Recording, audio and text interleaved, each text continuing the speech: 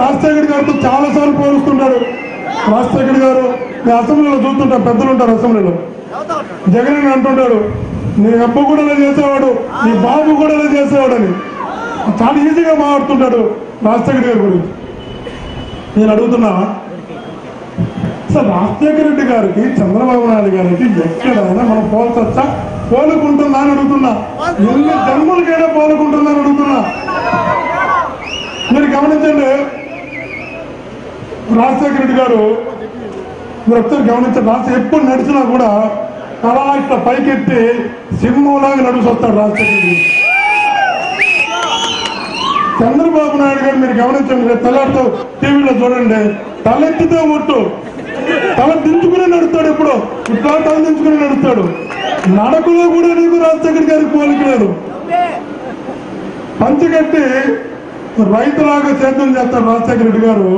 Suit boot వేసి తల బాగా గట్టి సేద్యం చేస్తాడు చంద్రబాబు గారు.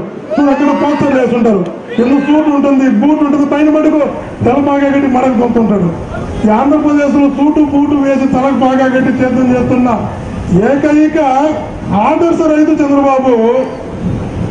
తండ్రి అయితే అబ్బాయి అయితే తల బాగా కట్టి ప్యాంటు సూటు బూటే సేద్యం చేస్తాడు, కొడుకు ట్విట్టర్లో సేద్యం చేస్తాడు. ఇతను హైటెక్ రైతు, అతను ఆదర్శ రైతు, ఇతను హైటెక్ రైతు. మీరు అంతా ట్విట్టర్లోనే సేద్యం చేస్తాడు కొడుకు. లేదు తోలలేదు, రోజు నోటీస్ ఇచ్చారంటే, నోటీస్ ఇస్తే హైదరాబాద్ వదిలేసినాడు, సెక్రటరియట్ వదిలేసినాడు, అసెంబ్లీ వదిలేసినాడు, హైదరాబాద్ పోయింటే ఉంటాం. నోటీస్ ఇస్తే మీకు రాజశేఖర్ గారికి పోలిక ఎక్కడ అడుగుతున్నాం. రాజశేఖర్ గారు చెమట తీసి కష్టపడి ప్రజల నమ్మకాన్ని చూరుకొని పాదయాత్ర చేసి అందరూ మన్నలు పొంది ఏకగ్రీవంగా ముఖ్యమంత్రి అయితే ఒకే ఒక వెన్నుపోటు పొడిచి ముఖ్యమంత్రి నాడు చంద్రబాబు గారు. ఇంకా రాజశేఖర్ గారికి పోలిక ఎక్కడ చంద్రబాబు గారు నాకు తెలియదు. ప్రతిసారి ఆయన చూసి నువ్వు పోల్చుకుంటావు.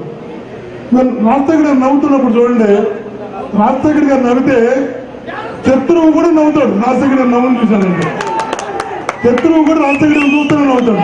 ఆయన నవ్వినాయండి, చంద్రబాబు నవ్వినాయంటే కుటుంబ సభ్యులు కూడా సస్తారని నవ్వును చూడండి. రాష్ట్ర ప్రజలకు అర్థమవుతుంది, కుటుంబ సభ్యులు కూడా నవ్వును చూసి భరించలేదు.